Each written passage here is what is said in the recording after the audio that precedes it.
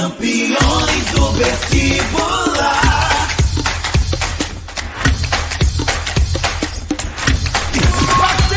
Campeões do vestibular.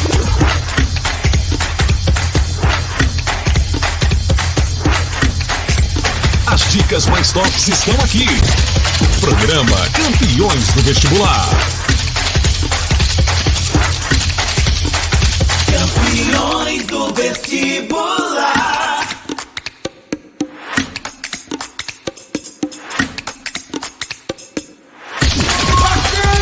Campeões do Vestibular.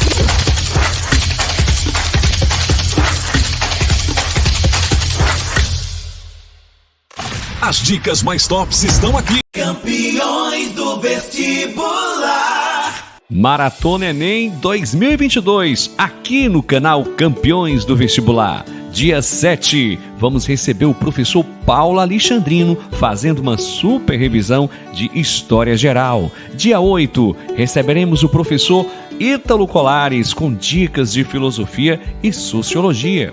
Dia 9, vamos estar recebendo a professora Zenaide Lobo com uma super revisão de História do Brasil. E na quinta-feira, vamos receber, dia 10 de novembro, o professor Oswaldo Velarde, do canal Apigel, com dicas sensacionais de geopolítica e atualidades. As dicas mais tops estão aqui. Programa Campeões do Vestibular. Campeões do vestibular.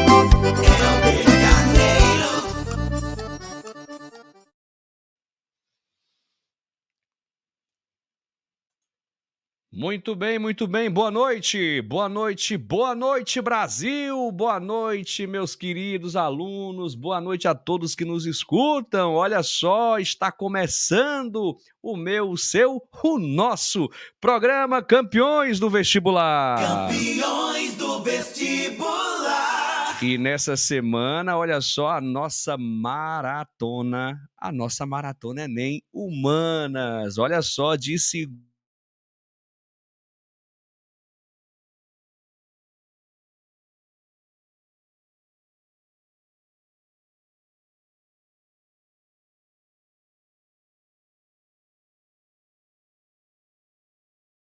Opa, estão me ouvindo, pessoal? Deixa eu ver aqui se o som tá saindo direitinho. Só um instantinho, parece que deu um probleminha no áudio. Só um instante aqui. Só um instantinho. Pronto. Pessoal, estão me ouvindo direitinho? Voltou o som? Ah, beleza, show de bola. Pessoal, então olha só, como eu estava dizendo, para esta noite nós temos um convidado aqui super especial. E é claro, vou apresentar aqui da forma como ele merece.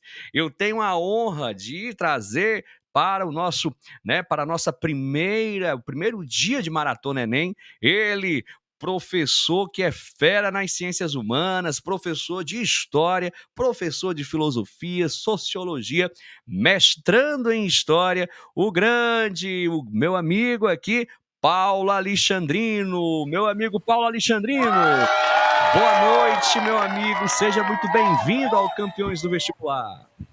Boa noite a todos, tudo bem, Eldinho? Boa noite a todos, boa noite à família Campeões do Vestibular. Já estou olhando aqui no áudio que a gente está com a presença do nosso amigo professor Jackson, né, que esteve com você aí na semana passada. Pense num show de aula, que vocês disponibilizaram para os nossos alunos aí para a UES. Galera, um abraço, estamos aqui para tentar ajudar vocês da melhor forma possível. Nós separamos alguns assuntos que, em conversa, eu e meu amigo Helder, a gente achou pertinentes para a estrutura do vestibular que você vai realizar aí no próximo domingo. Então, vamos lá. Rocha, Eldinho, vamos lá, cuida! Show de bola, meus amigos. E olha só, antes de começarmos, só lembrar aqui a todos que estão nos assistindo que hoje nós vamos fazer uma mega revisão aqui de História Geral. Amanhã, meu amiguinho, Filosofia e Sociologia, com ele, que é também fera nas ciências humanas, o professor Ítalo Colares. Na quarta-feira, a gente tem a professora Zenaide Lobo. E na quinta-feira, a gente vai fazer uma conexão Fortaleza-São Paulo com o professor Oswaldo Velarde, que é o professor do canal Apigel, um canal que é ligado à plataforma, né, Educação do YouTube, ou seja, professor que tem mais de 20 mil alunos no canal dele, sensacional, fera na geografia, e a gente vai fazer um bate-papo de geopolítica e atualidades. Então, de segunda a quinta, nós vamos aqui fazer uma grandíssima revisão. E sem mais delongas, bora aqui começar, pessoal. Deixa eu colocar aqui a nossa apresentação. Olha só. Opa, peraí. Agora sim, agora deu certo. Olha só, gente. E a gente vai combinar o seguinte, ó. Bora combinar a seguinte dinâmica. A gente vai fazer algo parecido com o que a gente fez na última live para a UES. A gente vai colocar umas imagens aqui e nós vamos querer a sua participação. Você vai dizer qual é o tema que a gente vai aqui estar sugerindo, qual é o tema que a gente vai debater. Vamos ver se pelas imagens, pela leitura das imagens, vocês conseguem aí identificar o tema. Então, bora começar aqui com esta imagem, pessoal. E aí? O que de imagem fato... é essa? O que é que essa imagem trata? O que é que essa imagem aborda? O que é que vocês acham? Qual é a temática dessa imagem? Qual é o assunto dessa imagem? E aí, pessoal? O que é que vocês me dizem aí? Vão digitando aí, coloquem aí, né? Essa imagem está passando qual ideia? Então, qual é a interpretação que você faz delas? Que tema é esse? Antes dos meninos aí falarem, deixa eu só mandar um beijão pro meu gatão que tá assistindo a gente aí também. Paulo Filho colocou aqui no chat, olá. Olha aí, rapaz, show de bola. Paulinho, filho aí, bem-vindo, olha aí, ó. Professor melhor de todos, com certeza. E aí, fixação do ser humano, ó, o Calil já tá respondendo aqui. Grande professor Jackson, meu amigo. Eita, esse aí é fera. Arrebenta, papai. E aí, pessoal? Cadê o pessoal? Já tive aqui um aluno que colocou. Qual o momento histórico? Qual o momento histórico está abordando essas imagens? Qual o momento histórico? O que é que essas imagens elas estão falando? Fogo, colheita, caverna. O que é que está? O que é que isso está colocando para nós? Será o período contemporâneo? Será o período da Idade Moderna? Ou Antiguidade Clássica? E aí? Idade das Pedras, olha aí a Núbia, olha aí, período Neolítico, show de bola. Bom, nós já estamos aqui, então, com o período pré-histórico, né, PA? Ficou bem evidente. Sim. Aí. Exatamente. E aí, gente? O que é importante, né, a gente saber sobre esse período pré-histórico, né, como é chamado? Será que você ainda é daqueles que acredita ou pensa que o período pré-histórico é o período que não tem história? Hein, PA? Tem muita gente que ainda pensa isso, hein? Olha só, essa visão ultrapassada, positivista, bom, ela está totalmente errada e cuidado que o Enem pode muito bem cobrar isso de você. Você tem que saber que o período chamado de pré-histórico, ele é muito pelo contrário. Ele tem muito mais história do que o período dito histórico, meu amigo. Até porque, didaticamente, a gente pode dividir esse período em 3 partes, né? É claro que ainda existem subdivisões, mas em seus aspectos gerais, as 3 partes. A gente tem um período paleolítico, a gente tem um período neolítico e a gente tem um período da chamada Idade dos Metais. E aqui, tome cuidado, Porque nesse processo tem uma revolução que já caiu em edições do Enem, que é a chamada Revolução Neolítica ou Revolução Agrícola. Então, a galerinha que está nos ouvindo agora, preste atenção. A Revolução Agrícola ou Neolítica é justamente o momento em que a espécie humana ela descobre o quê? A agricultura. E tudo muda. Tudo muda, né? Nós temos aí uma ruptura, por isso, né, o nome revolução, transformação. E a minha dica aqui é justamente você saber diferenciar esses períodos. E aí, quais seriam as características do período chamado Paleolítico? Você certamente deve ter estudado com o seu professor lá no comecinho do ano ainda, né, PA? Porque esse assunto, ele é um assunto que o aluno vê lá no início do ano e muitas vezes não está nem lembrado. Então, é preciso uma live como essa para você recordar. E aí, olha, você vai ver que o período paleolítico ele é um período chamado de Idade da Pedra Lascada, ele é um período em que o homem ele era nômade, né? Que o homem se alimentava daquilo que ele encontrava na natureza, que ele habitava cavernas, que ele vai descobrir o fogo, que ele vai aprender a controlar o fogo. Então, essas são algumas características do período paleolítico. Até o momento em que ele descobre a agricultura, e aí sim, né, ele entra no chamado período neolítico, que as características já são, né, totalmente diferentes. No período neolítico, esse homem já é sedentário, nós vamos ter a formação das primeiras aldeias, nós vamos ter aí, inclusive, pessoal, a domesticação de animais, mas uma observação importante, essa domesticação, ela começa lá no finalzinho ainda do Paleolítico, né? Passa por essa transição e se desenvolve ao longo do período Neolítico. Agora, o período Neolítico, sem sombra de dúvidas, ele é marcado pela agricultura. Ele é marcado justamente por esses elementos. E aí entramos no período conhecido como Idade dos Metais, que é a última parte desse chamado período pré-histórico. E na Idade dos Metais você vai ter o quê? Você vai ter aí o desenvolvimento da metalurgia, mas você também vai ter o surgimento das primeiras cidades. Agora não estamos falando mais de aldeias, estamos falando de cidades. Nós vamos ter o desenvolvimento do Estado, até porque uma cidade, é importante que se diga, ela precisa de uma organização. O Estado, ele vai ser esse conjunto de instituições que vão permitir a governabilidade. E, no finalzinho, a gente tem a invenção da escrita, porque esse Estado ele vai sentir a necessidade, atenção, de registrar tudo o que acontece. Então, a dica aqui é basicamente essas características. PA, tu queres falar alguma coisa sobre o tema? Gostaria. Eu quero lembrar para os meninos a seguinte ideia. A gente pode cobrar a pré-história na história propriamente dita, mas a gente também pode fazer um link pensando na pré-história com a ideia da filosofia e da sociologia, o conceito de modo de produção, já que a gente tem um modo de produção primitivo comunal. É aquele que vai estar presente em toda a pré-história. E aí, no Paleolítico, né, como o Helder bem citou, nós temos o que? A Idade da Pedra Lascada, o gênero hominídeo ele está começando a se organizar, ele vive em clãs, ele vive em grupos. O fogo é a grande manifestação que ele vai conseguir controlar e vai mudar a vida dele. E aí eu puxo dentro disso que o Helder falou que tem muita história. Como é que eu sei a história do período paleolítico? As pinturas rupestres, elas hoje revelam muito. Diga-se de passagem, viu, Helder? Eu estou fazendo mestrado lá na UERN, lá no estado do Rio Grande do Norte, em Mossoró. Nós temos o maior nome da estrutura de estudo de pinturas rupestres está lá. Cara, os trabalhos que esse cara tem sobre isso, que você imagina que a pré-história não tinha nada. E o interessante é no Brasil, é no interior do Nordeste. O cara conseguiu catalogar tudo no Rio Grande do Norte, no estado do Ceará, Sergipe, em todo o Nordeste. Então, assim, pré-história, paleolítico, lembra da descoberta do fogo, lembra do nomadismo.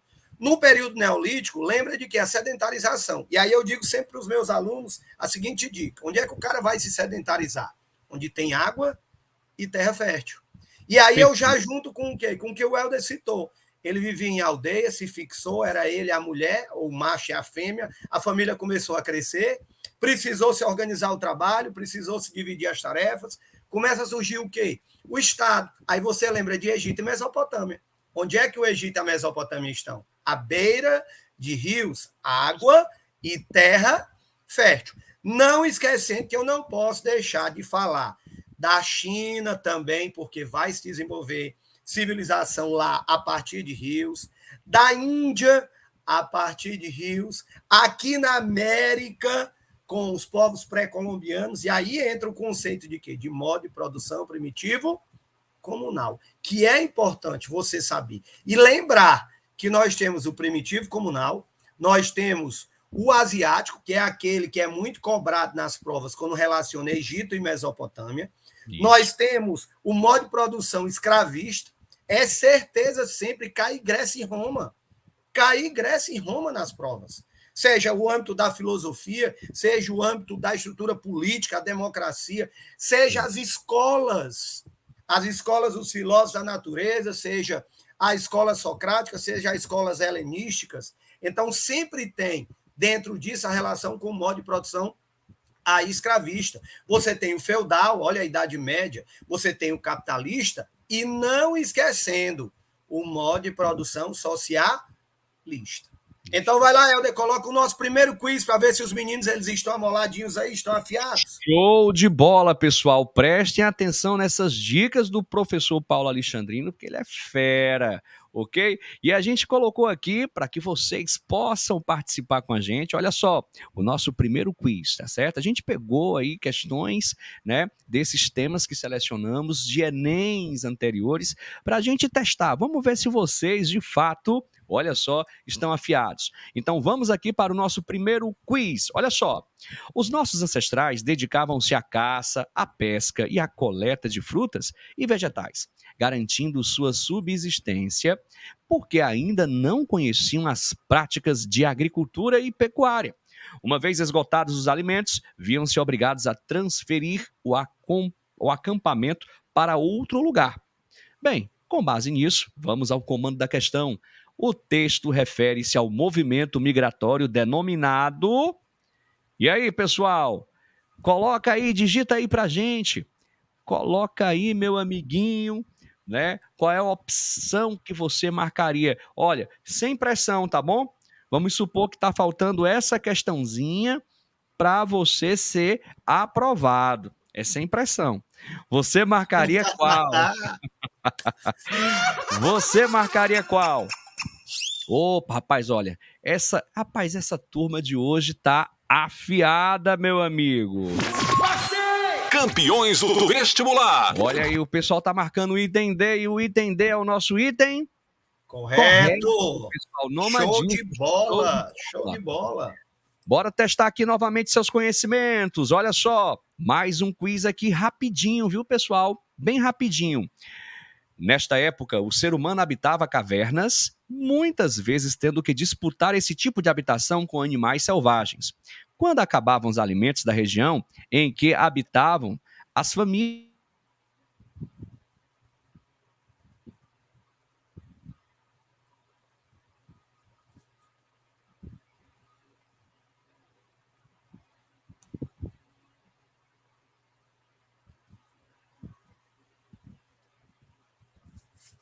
Eldinho, seu áudio deu um bugzinho. E agora, voltou? Voltou. Show de bola. Olha só, pessoal, usavam instrumentos e ferramentas feitos a partir de pedaços de ossos e pedras. Os bens de produção eram de uso e de propriedades coletivas. O texto acima se refere a qual período, meu amiguinho? E aí, vocês conseguem identificar qual período por essas características que o texto trouxe? Olha só, essa questão foi uma questão do Enem 2010. E aí, pessoal? Seria qual item? Bora ver se o pessoal tá afiado aí. Olha, PA, o pessoal tá show de bola. E aí? Seria período neolítico? Seria período paleolítico? Seria idade do bronze? Idade do ferro? E aí, pessoal? Olha só, ele falou em quê? Ele falou justamente em nomadismo, ele falou também em coleta de frutos e raízes, instrumentos feitos a partir de pedaços de ossos de pedras, certamente pedras lascadas. E aí, pessoal tá meio em dúvida aqui, viu, PA? Tô vendo aqui. Tô vendo. Tá entre a letra A e a letra B. Ó, tem gente marcando o item A, o Paulo Filho aqui, ó, o Paulo Filho aqui tá, né? Olha só, deixa eu ver, tem gente marcando a letra B, o André Davi, e aí? Pessoal, vamos lá, então vamos aqui, olha, vou logo aqui, quem marcou? PA, qual é a opção correta, meu amigo? Letra B de bola, letra B de bola. Pessoal, preste atenção no texto.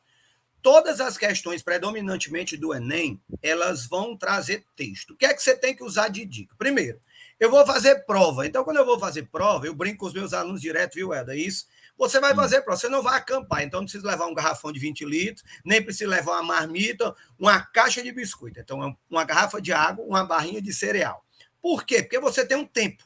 Você vai ter um tempo. Você tem um tempo para fazer 90 questões, mais o cartão é resposta. E você não pode perder tempo com o texto. Então, visualizei, o texto acima se refere, então eu preciso do texto. Se o enunciado está dizendo isso para mim, eu tenho que ir no texto, porque o texto vai me trazer indícios da resposta. Ele dá, o ser humano habitava cavernas. Opa, então ele não era ainda sedentário à prática da agricultura. Se ele não é da prática da agricultura, ele é o quê? Período paleolítico. Ele te dá outra dica, ele fazia coleta de alimentos. Então ele não produzia, ele não desenvolvia a agricultura. Ele te dá outra dica no texto. Ele era nômade. O nomadismo ele só existe predominantemente no paleolítico. No neolítico, ele vai se sedentarizar. Aí você pode, se gostar, vai assistir lá a Descoberta do Fogo para se divertir, né? É daquele filme da nossa época de aluno, e que vai falar dessa evolução desse gênero Homo, até o Homo sapiens, para você entender esse processo de fixação. Então, a alternativa correta, letra B de bola. Letra Show B de bola, meu amiguinho. Olha aí, vamos então para o próximo tema. Olha só, e agora, pessoal? Através dessas imagens, qual é a interpretação que vocês fazem, hein? Esse próximo tema, ele vai tratar de qual assunto? E aí? Olhe bem as imagens. Esse pessoal todo aí está reunido em praças. Eles estão debatendo. E aí? Eles estão discutindo. Eles estão votando. O que será que está acontecendo nessas praças? Qual é o tema? Eita, Atenas. O pessoal já está participando aqui, PA. Olha só. Tô vendo aqui. Grécia, Atenas. Meu aluno Calil, ó, Grécia, Atenas, olha só, democracia. E o pessoal hoje realmente, né, acertou em cheio, meu amiguinho. Nós vamos falar aqui, e é claro, a nossa dica agora vai ser sobre democracia grega, antiguidade clássica. E aqui envolve também uma série de temas associados, inclusive, à própria filosofia, né? Aqui, no caso, a gente vai pegar a perspectiva mais histórica propriamente dita. E aí é importante que o aluno saiba que a democracia, ela surgiu no mundo grego antigo, para sermos mais específicos, lá em Atenas, né, pessoal? Com Clístenes, o pai da democracia. E aí, olha, inclusive, PA, eu falava sobre isso hoje num aulão que eu participei lá no Maristé 1, né, com os alunos do terceiro ano, que foi um aulão sensacional. A gente discutiu essa temática e olha que interessante. É importante que o aluno ele saiba fazer até uma associação com a democracia que nós temos, por exemplo, hoje. Sim, E aí, importantíssimo. será que de fato essa democracia lá na Grécia Antiga, ela é igual à democracia que nós temos, por exemplo, hoje no Brasil? É igual ou não? Claro que não. A democracia lá na Grécia Antiga ela era bem diferente. Ela era uma democracia direta, ou seja, lá o cidadão, ele era digamos, o próprio político. O cidadão, ele votava, ele deliberava, né? Lá, por exemplo, a democracia era limitada.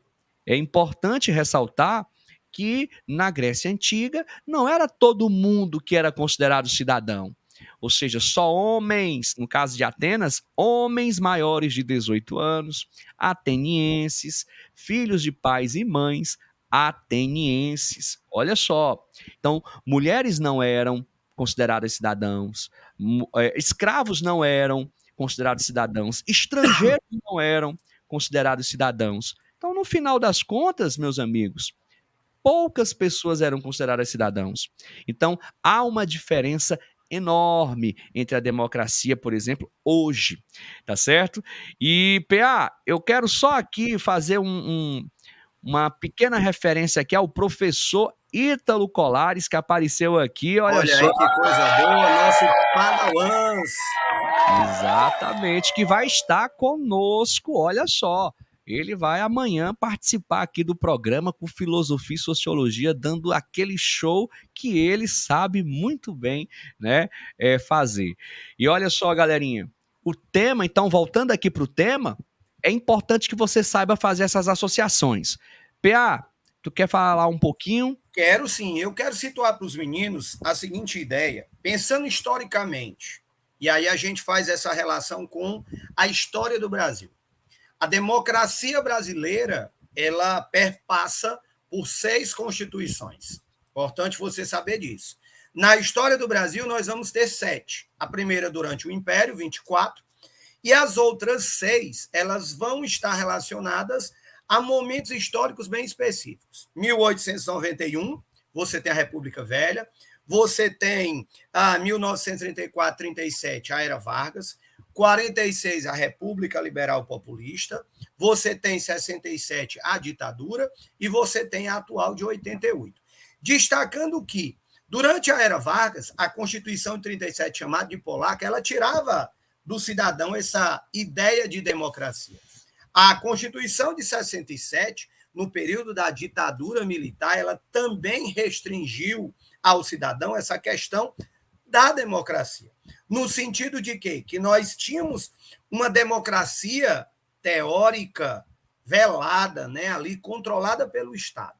Atualmente, nós temos uma democracia, mas até que ponto essa democracia, ela efetivamente, ela existe?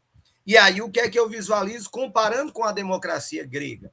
Eu tenho que lembrar que hoje nós temos, pensando na democracia, a participação política, nós temos hoje 3 poderes. O Helder citou que na Grécia Antiga, o cidadão ele deliberava as leis, então não era alguém que ele escolhia para efetivamente aprovar as leis. Hoje, não, hoje você vota, você escolhe uma Câmara de Deputados, você escolhe um Congresso, você tem um presidente, então existe todo um trâmite dentro desse processo da democracia. Uma democracia que coloca o quê? O caráter da eletividade, você escolhe quem vai te representar. Uma democracia que coloca uma periodicidade, porque esse que vai te representar, ele tem um mandato, ele tem um dia para entrar, ele tem um dia para sair. Uma democracia que, em teoria, ela é universal, porque ela permite a homens, a mulheres, a estrangeiros votarem, se você se nacionalizar no país. Uma democracia que não leva em conta a cor da pele, que não leva em conta o nascimento, que não leva em conta o poder econômico. Então, você precisa estar muito atento nessa estrutura da democracia. E aí, é claro, visualizar a cidadania. Porque lá na Grécia Antiga, o ser cidadão era o cara que participava da ágora, em Atenas, que decidia. Então, as mulheres, os estrangeiros, os escravos estavam fora. Mas hoje, essa democracia era muito mais abrangente. Você tem o status da soberania que está aí presente.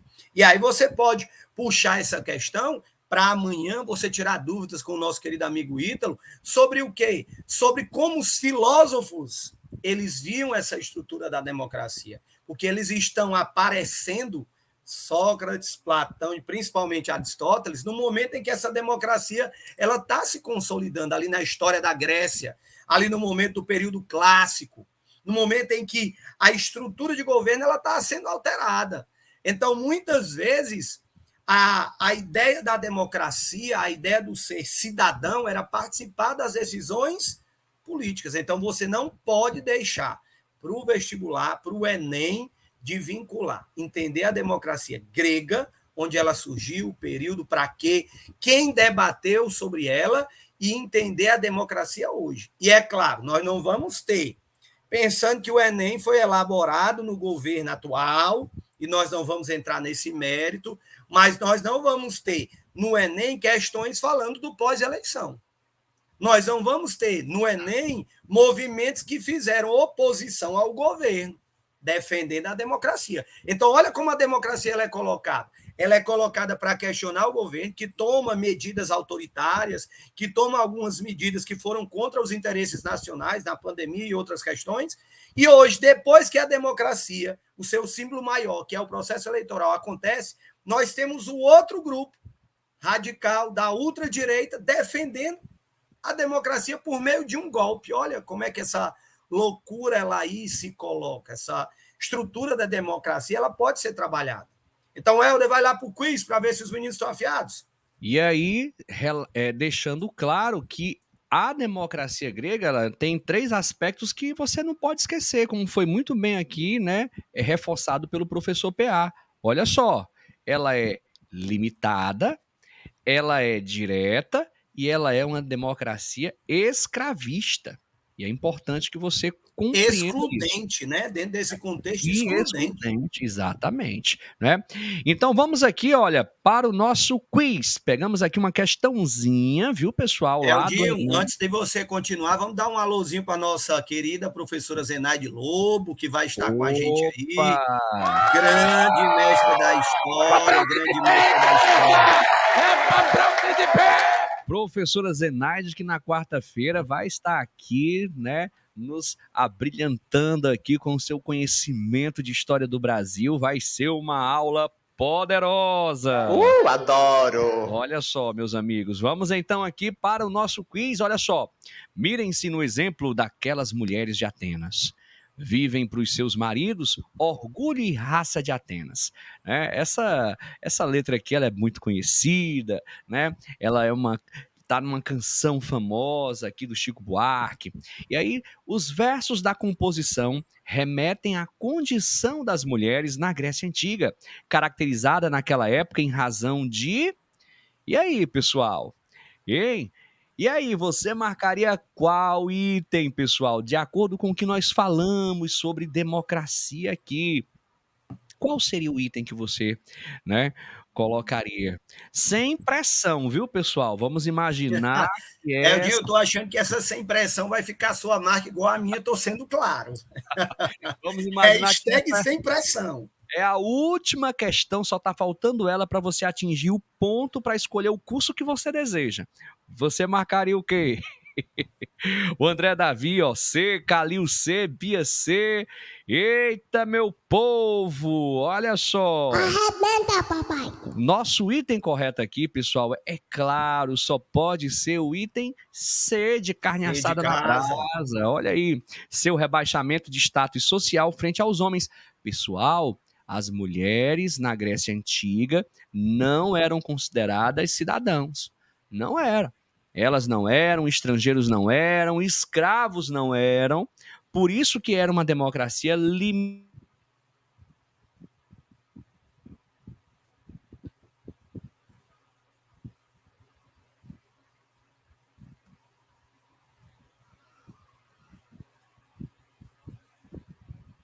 Eldinho, Voltou, áudio travou de novo, voltou, pronto. Olha Outro ponto importante que o Helder mencionou, e é importante a gente relacionar, nós estamos falando de democracia.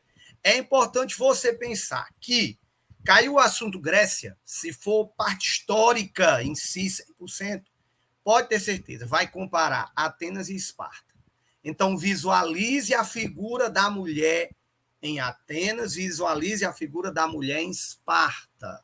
O prestígio que a mulher tem na estrutura política de Esparta, porque ela é a geradora de guerreiros, de bravos homens, de seres que vão morrer, não de velhice, mas que vão morrer lutando.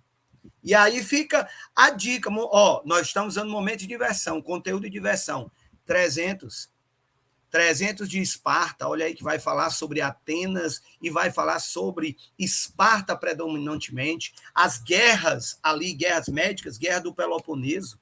Você tem a própria estrutura do filme Alexandre, que conta a história de Alexandre o Grande, né? Aquele cara que levou a Grécia ao ponto mais extremo, ali é colocada a figura da mulher. O casamento do grego com o oriental, a fusão da cultura, o helenismo. Então, fica atento sobre essas questões de gênero que podem ser trabalhadas. A figura da mulher, a figura do negro, a questão da cor da pele, pode ser abordado na prova. Vai lá, Eldinho. Olha aí, pessoal, então vamos aqui para mais uma perguntinha. Olha só, no Estado Democrático Ateniense, a Assembleia do Povo era o poder soberano. Contudo, a democracia ateniense tinha limites, como se observava na composição da Assembleia, uma vez que nela se estabelecia o que, hein, pessoal? E aí, né? Como é que era? Como é que era, meus amigos? Aí, né, essa participação. Vocês marcariam o que aqui? Item D, participação de cidadãos atenienses maiores de 20 anos, filhos de pai, cidadão e de mãe ateniense, excluindo-se mulheres e escravos? Olha aí, será o item D o item correto? Deixa eu ver o que é que o pessoal está colocando aqui. Item D, item D, item D. Opa, né? Olha só, pessoal. O pessoal hoje, o PA, o pessoal hoje está acertando tudo, viu? Parabéns, tá de parabéns. Galerinha, item D mesmo, tá certo? Item correto. Então, nós vamos logo aqui, devido ao tempo, ó, vamos pro próximo tema, tá certo? E aí, esse tema aqui, pelas imagens. Vocês, né, acham que nós vamos tratar do que agora? O que é que vem na cabeça de vocês ao olhar essas imagens? E aí? Vai digitando aí pra gente, pessoal. Vai participando com a gente. Opa, idade, ó, estão colocando já aqui. Vamos ver o que é que o pessoal tá colocando. Pera aí. Opa, olha só, uns colocaram aqui, ó, feudalismo. Deixa eu ver o que mais, ó, Idade Média. Bacana, cruzadas. Opa! E aí, PA? Que tema é esse, meu Opa, amigo? rapaz, esse é um tema que eu gosto muito, tenho muitas afinidades com esse tema. Quando eu fiz filosofia na UES, eu estudei Santo Agostinho, a questão da fé. E aí eu começo falando da Idade Média. Pensou na Idade Média, pensou na igreja. Tudo que você auferir sobre a Idade Média tem o dedo da igreja. Então você precisa situar a visão de mundo, o teocentrismo, você precisa pensar na questão filosófica, o Santo Agostinho e o São Tomás de Aquino, a patrística e a escolástica. Você precisa situar a questão cultural, do controle do conhecimento sobre as artes, sobre as ciências. Você precisa lembrar da Inquisição, o combate aos hereges, às heresias, e você precisa lembrar dessa imagem aqui que está aparecendo aqui do lado, o fenômeno das cruzadas. Por que elas existiram, para que elas existiram e quais são as suas consequências. Então, para mim, o primeiro tópico era a igreja. O segundo tópico seria você pensar naquilo que vai me remontar para o primeiro assunto que a gente abordou hoje, modo de produção. Modo de produção feudal, ou simplesmente feudalismo. Por que eu estou situando isso? Porque se você entender o feudalismo, você sabe toda a Idade Média. E aí nós pontuamos de forma muito rápida.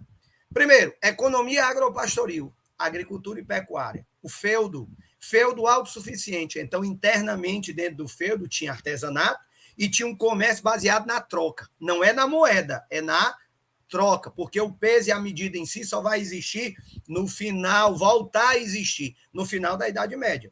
Você tem que pensar numa sociedade estamental, aí vai para a sociologia, olha o gancho. Tipos de sociedade estamental, tipo de sociedade de casta, tipo de sociedade de classe. A de casta não existe na Índia, presente hoje.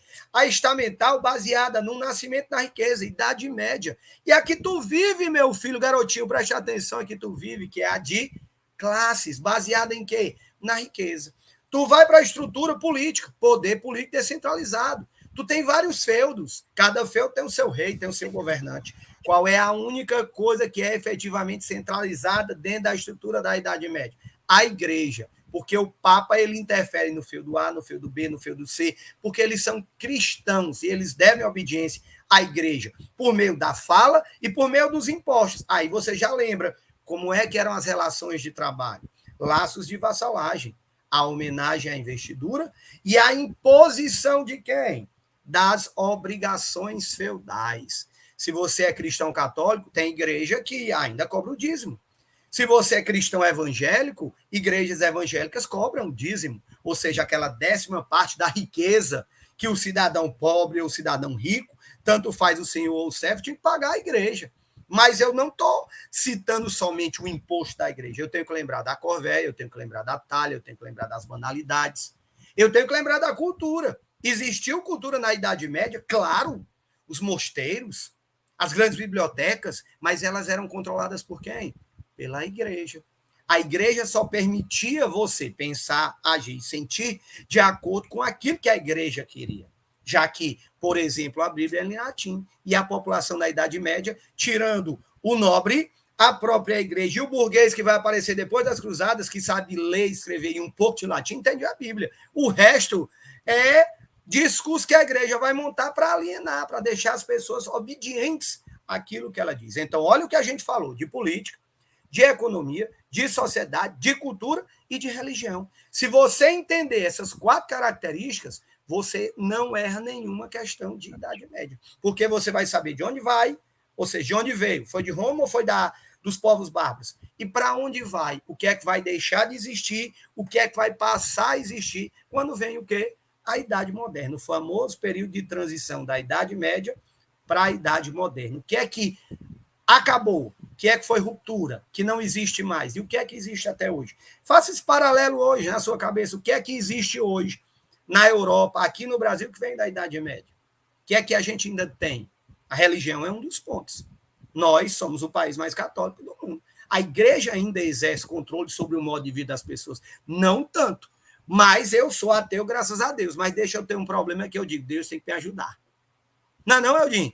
Eu sou ateu, graças a Deus. Mas quando eu estou doente, eu estou com problema, ô Senhor, me ajude.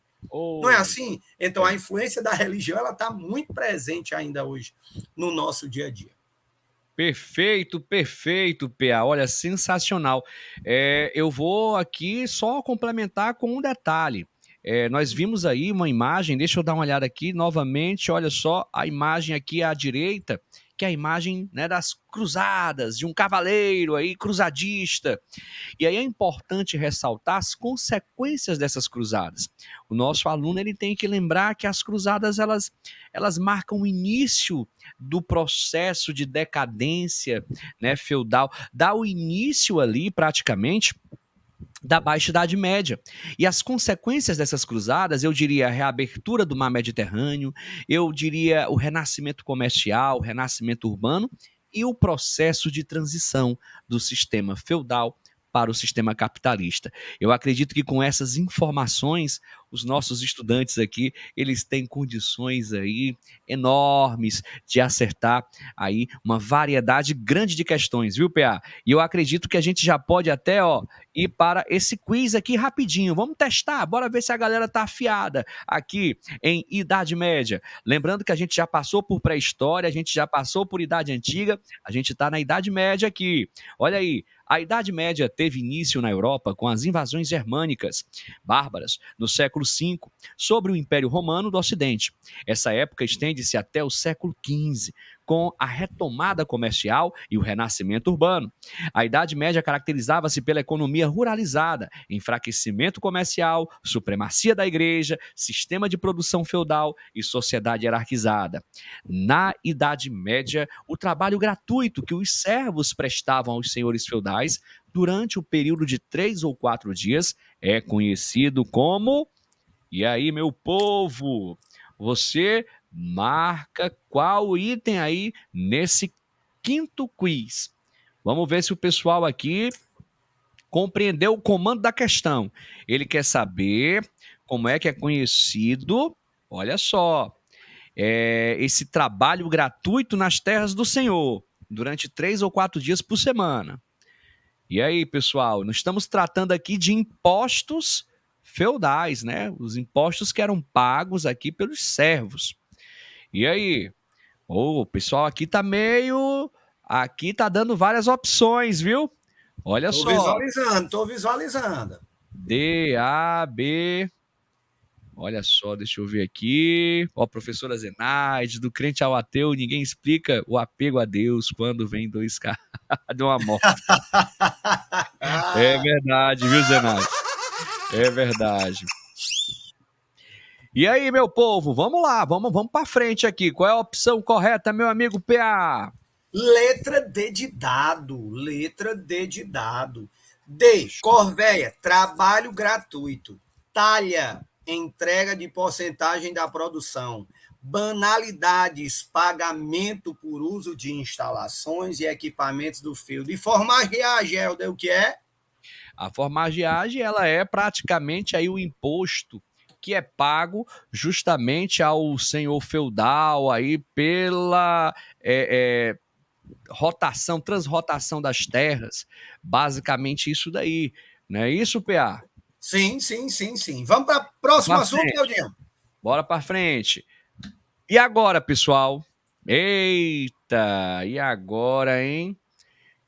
Eita, basicamente, qual é o tema agora, meu povo? Vamos sair da Idade Média. E agora? O nome já está bem evidente, né, PA? Vamos logo aqui, né? Vamos logo conversar sobre o assunto, Idade Moderna, e o tema é Iluminismo. E aí, PA, o que é que o nosso aluno tem que lembrar sobre o Iluminismo? Ora, pensou no iluminismo, é claro, o que é que você tem que visualizar? Eu diria para você entender, você tem que pensar de uma maneira rápida, antigo regime. Se você entender o antigo regime, você vai entender a Revolução Francesa, você vai entender o processo de independência das 13 colônias, você vai entender o processo de independência da América Portuguesa e Espanhola. Por quê? Porque estão dentro daquilo que é o antigo regime. O que é o nosso tema? Iluminismo. O que é o iluminismo? Um movimento político, econômico, filosófico, que vai questionar o quê? O antigo regime. Alguns historiadores, alguns filósofos colocam o iluminismo como a continuidade do Renascimento, já que ambos têm uma inspiração na cultura clássica, a razão, o antropocentrismo, o cientificismo. Só que agora, pensando em quê? Em explicar racionalmente a política e a economia. Tirar da igreja o controle sobre o quê? Sobre a estrutura política e a estrutura econômica. E aí você está vendo nesse mapa mental alguns nomes. Nomes como o quê? Como Montesquieu, como Voltaire, como Rousseau, como os enciclopedistas Denis Diderot e D'Alembert. O que é que esses personagens estão fazendo? Criticando o absolutismo, criticando o domínio da igreja, criticando práticas econômicas contra quem? Os interesses da burguesia, já que o iluminismo é um movimento bancado, financiado pelos interesses de quem? Da burguesia. E aí, tudo que tiver a ver com a igreja, o iluminismo vai criticar. A exemplo, o nome da Idade Média, o apelido de Idade das Trevas, quem dá a Idade Média não foram os renascentistas, foram os filósofos iluministas. Quando eles fazem críticas, efetivamente, a esse controle artístico, cultural, científico que a igreja fez durante a Idade Média. Então, eu tenho que pensar, Montesquieu, olha a estrutura política, você que está pensando em fazer direito, Helder faz direito, você vai estudar a estrutura política, você vai estudar o executivo, legislativo, judiciário, olha o pensamento do Montesquieu, espírito das leis, olha amanhã a aula de filosofia, você tem o Montesquieu que fala disso, mas você tem o Rousseau, que vai criticar a propriedade privada, que vai criticar a igreja, que vai criticar o absolutismo, que chega em alguns momentos a defender o despotismo esclarecido. Reis que devem adotar ideias iluministas para permanecer no poder. E aí, viu, Helder, essa semana, semana passada, vestibular da UES, um aluno chegou para mim com uma perguntinha sobre despotismo. E eu disse, meu filho, decore 5 países. Só tem 5 lugares onde existe o despotismo. Então, se tiver fora disso, não tem. Portugal, Espanha, Áustria, Prússia e Rússia. E aí relaciona com Brasil. Marquês de Pombal, Sebastião de Carvalho e Melo. Então, o Voltaire vai defender esse modelo de governo. Você tem o próprio Rousseau, olha, o contrato social. Entenda o que é um contrato. Contrato tem partes, contrato tem acordo, contrato tem deveres, tem direitos. Então, ele está trazendo esse princípio econômico para o âmbito da política, para estabelecer algo racional. Ah, professor, eu tenho o ensaio sobre as desigualdades entre o homem e o cidadão, onde o Rousseau vai falar sobre o quê? Sobre o homem em sociedade. Eu costumo dizer para os meus alunos quer conhecer o homem, dê poder a esse homem. Seja político, seja econômico, seja filosófico, e você vai ver que ele vai se transformar. E aí o nosso Rousseau vai falar sobre isso, o bom selvagem, o homem é bom por natureza, a sociedade que o corrompe. Então, o iluminismo pensou antigo regime, iluminismo pensou nos filósofos, iluminismo pensou na sistematização do conhecimento. Com quem? Com o Diderot e com o D'Alembert, a enciclopédia. Imagina só você ter uma enciclopédia. Eu tive acesso à enciclopédia quando aluno, a Barça, os livrões vermelhos, que você queria lá, a história ia lá. A gente sabia onde pesquisar. Não é a internet hoje, bota no Wikipedia, o aluno nem lê nem nada, pronto. Isso aqui é o conteúdo pronto, verdadeiro. Então, você tem uma enciclopédia, um conjunto de livros sistematizados. Imagina isso para a época, que tudo está disperso. Quebrou a hegemonia da igreja, quebrou o controle do conhecimento, as pessoas puderam pensar por conta própria. Então, fica de olho, porque iluminismo influenciou na Europa a Revolução Francesa, na América a independência do Haiti, na América a Revolução Americana. Cuidado, tem aluno que não sabe, Revolução Americana está falando de quê? Independência das 13 colônias ingleses. Influenciou no Brasil as revoltas separatistas, a nossa independência. Influenciou. Não quer dizer que as ideias foram 100% colocadas em prática. Você vai ver isso nos Estados Unidos, na Constituição. Era liberal, mas manteve a escravidão. Você vai ver isso no Brasil. Vai ter 3 poderes, mas tem o 4º, que é o moderador. Então, está presente em diversos movimentos pelo mundo. Cuida. Essas ideias foram filtradas, não é isso, PA? Filtradas. PA, teu som. Deixa eu só ver aqui.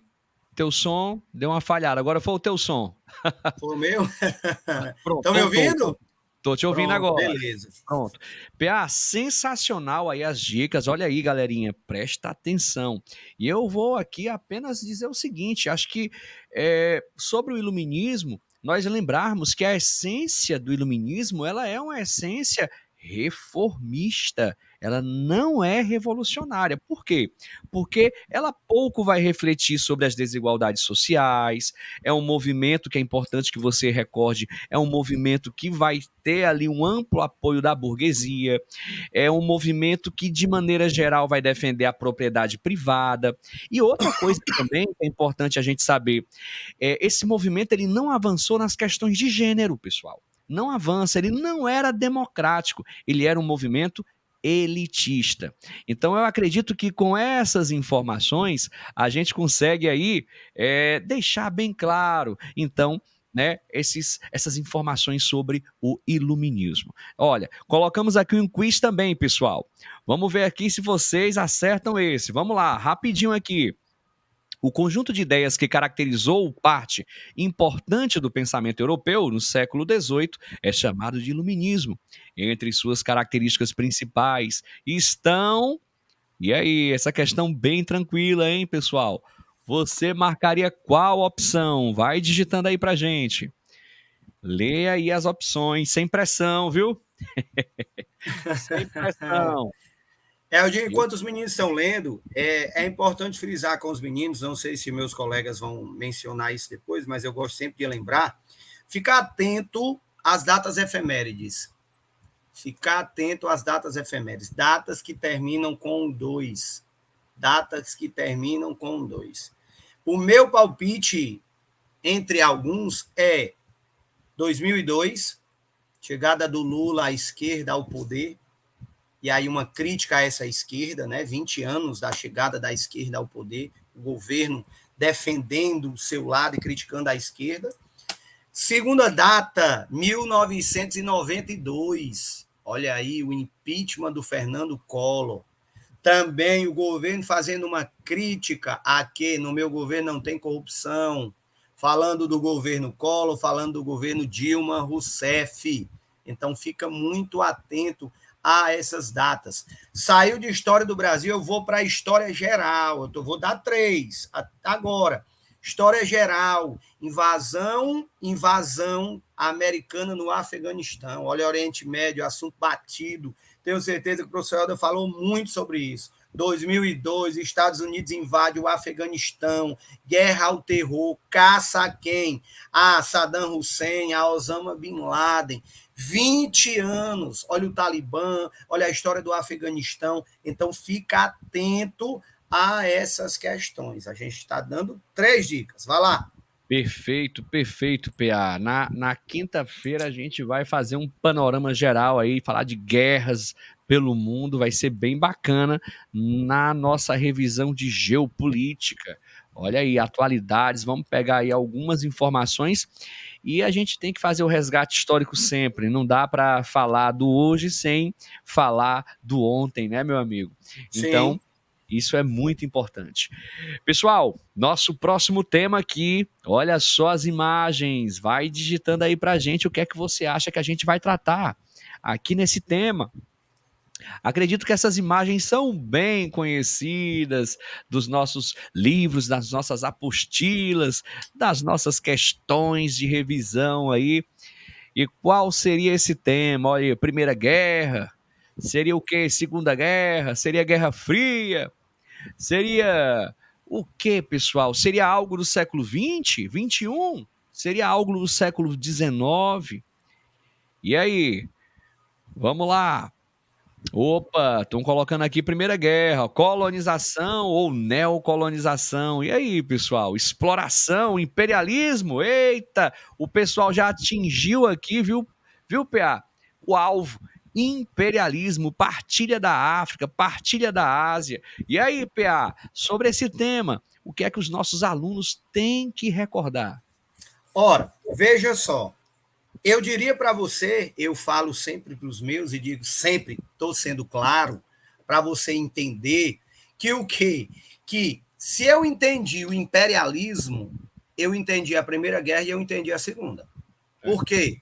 Porque o imperialismo é um fenômeno do século XIX para o século XX. Então, eu, Helder, não sei, me corrija se eu estiver errado, eu sempre que coloco, eu coloco mais ou menos 1850, mais ou menos 1950. Então, tudo que está acontecendo ali faz parte do imperialismo. E aí, o que é que eu vou mencionar? O imperialismo é fruto da Revolução Industrial. Que momento? A Segunda. A Europa está se industrializando. O que é que a Europa queria? Mercado consumidor, mão de obra, matérias-primas, novos locais para colocar seus capitais, seu contingente populacional que crescia. Onde é que vai ser isso? Vai ser na América? Não, porque a Inglaterra já estava na América, os Estados Unidos já estavam na América. Vai ser dentro da própria Europa? Não, porque a Europa está se urbanizando, uns mais, outros menos. Mas eu estou falando de quê? África e Ásia. Olha a imagem aí, África e Ásia. Se você pegar a imagem do meu lado esquerdo, você tem os países dividindo o que é a África. Olha o gancho, presta atenção, garotinho, o gancho. Eu tenho Conferência de Berlim, Conferência de Bandung. Uma que divide em 85, outra que diz, nós não vamos mais ser colônias, que marca o descolonialismo, ou a descolonização, deixar de ser colônia. Eu tenho aí na imagem os grandes. Quem eram os grandes? Presta atenção no gancho histórico. Não dorme, se liga, anota, presta atenção. O que é que você tem? Quem eram os grandes? Inglaterra, França, a Alemanha. Quem é que vai estar na Primeira Guerra? Inglaterra, França e Alemanha. Quem vai estar na Segunda Guerra? Inglaterra, França e Alemanha. Engraçado, a Inglaterra vai se aproximar da França. Quem é um lado da Primeira Guerra? Tríplice Entente. Quem é um lado da Segunda Guerra? Aliados. Quem é um lado da Primeira Guerra? Tríplice Aliança, Alemanha. Quem é um lado da Segunda Guerra?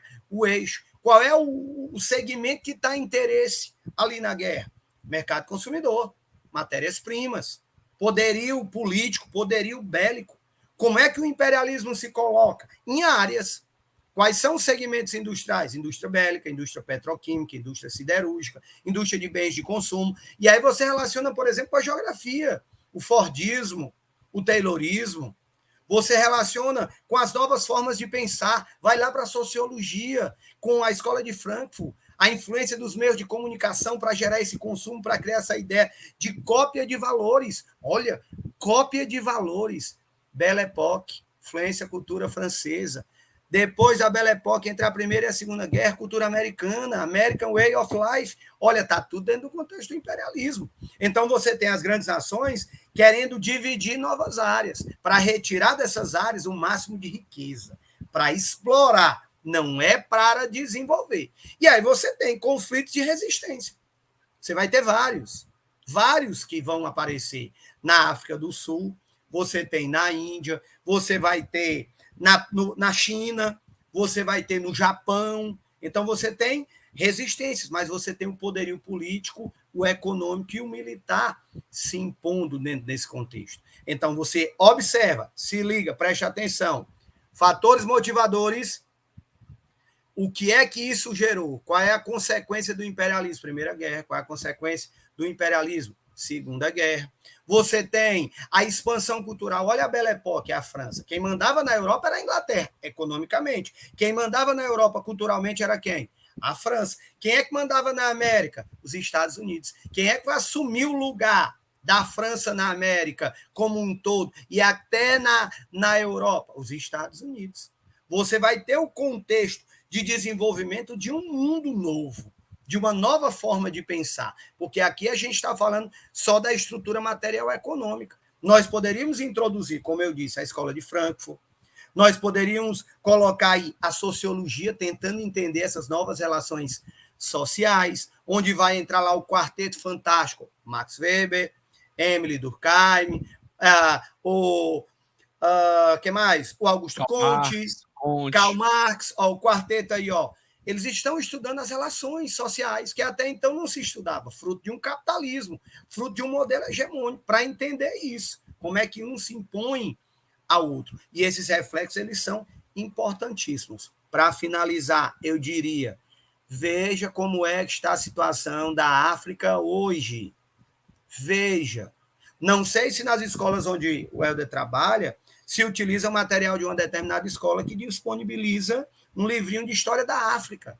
Leiam. Se você não leu, dê uma vista rápida para saber como é que está a África hoje. Essa divisão de África branca e África negra. O que é essa África branca? O que é essa África negra? Quais são os países que formam essa África branca? O que é que esses países apresentam? Porque isso é fruto do imperialismo. O que é essa África negra? Marcada pela fome, pela desigualdade, pelas guerras tribais, pelas doenças. Então, tenta ver, o Enem gosta, texto 1, texto 2, correlação passado, presente.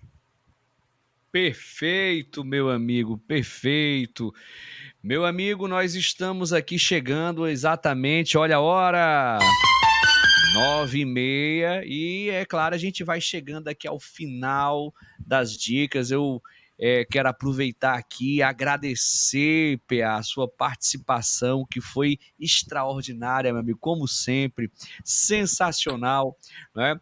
E eu queria que você pudesse dar as suas considerações finais e também falar um pouco onde é que os alunos podem achar você nas redes sociais, né, no teu Instagram, para a galera te seguir aí, é importante. Aproveitando também, pedir para o pessoal que está aqui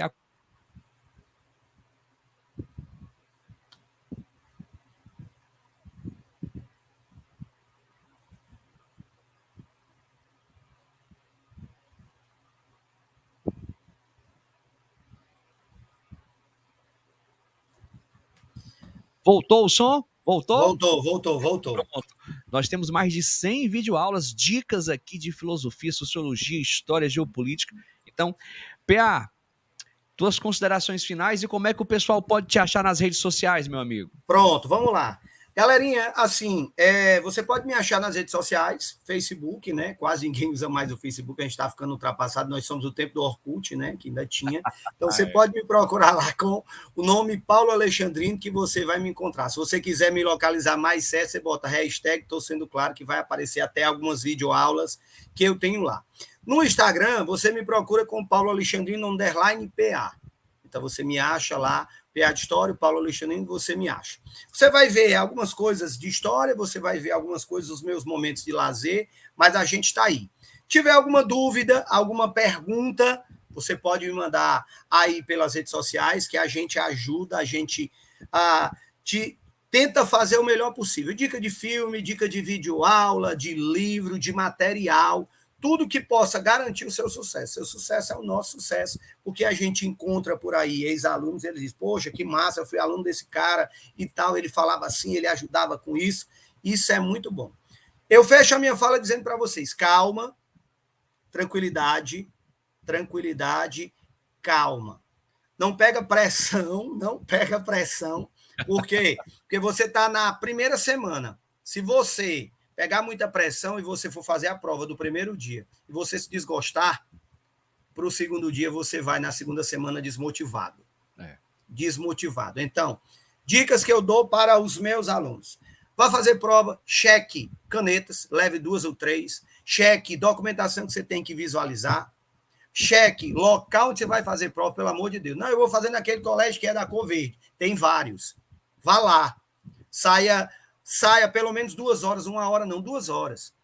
Vá, encontre seu local de prova, não fique na fila, não. Todo mundo vai entrar, o portão vai abrir, todo mundo vai entrar. Por quê? Porque você pode ser aquele cara nervoso, que fica alguém atrás de você dizendo, olha, o meu professor disse que a temática de redação é essa. Você vai lembrar do seu e vai dizer, ele não falou disso. E eu tenho certeza que ele falou, mas você não lembra. Olha, o meu professor disse que as temáticas que vão cair vão ser essas. Se ele acertasse, nós aqui, nós não estaríamos dando aula, nós estaríamos uma hora dessa curtindo, porque a gente tinha jogado na Mega e já tinha ficado rico. Então, a gente estava dando aula por hobby, não é isso que a gente faz porque gosta, a gente faz porque é a nossa profissão. Então, tranquilidade. Estuda até quando? Eu digo para os meus sempre, até quinta, sexta, vai para o lazer, vai assistir um aulão, vai se divertir, não fica, poxa, eu não sei essa questão, eu não sei isso. Não, já deu. E, por último, começa a prova no primeiro dia, no segundo dia, por aquilo que você domina. Porque se você começa por aquilo que você domina, você ganha confiança. E você vai para cima, sempre olhando o tempo, sempre atenado para não deixar para a última hora, para você marcar o gabarito, não ficar nervoso e não errar. Então, se você fez seu papel, Papai do Céu vai te ajudar, vai te recompensar e com certeza você vai estar postando aqui para o Helder vai estar passando para mim e nós vamos estar no churrasco da vitória. Valeu? Perfeito. Valeu, show! Show de bola, meu amigo. Sensacional. E é isso aí, pessoal. Foi excelente aqui à noite. Espero que vocês tenham gostado. E a gente se encontra amanhã, 8h30, com o professor Ítalo Colares aqui, dando dicas de filosofia e sociologia. A gente vai fazer uma live também extraordinária amanhã, como essa foi hoje. Tá certo? Valeu, PA, meu filho. Obrigado. Valeu, galera. Gente. Boa prova a todos. Valeu, gente. Tchau, tchau. As dicas mais tops estão aqui. Programa Campeões do Vestibular. Maratona Enem 2022, aqui no canal Campeões do Vestibular. Dia 7, vamos receber o professor Paulo Alexandrino fazendo uma super revisão de História Geral. Dia 8, receberemos o professor Ítalo Colares com dicas de filosofia e sociologia. Dia 9, vamos estar recebendo a professora Zenaide Lobo com uma super revisão de História do Brasil. E na quinta-feira, vamos receber, dia 10 de novembro, o professor Oswaldo Velarde, do canal Apigel, com dicas sensacionais de geopolítica e atualidades. As dicas mais tops estão aqui. Programa Campeões do Vestibular. Campeões do Vestibular. Campeões do Vestibular. Campeões do Vestibular.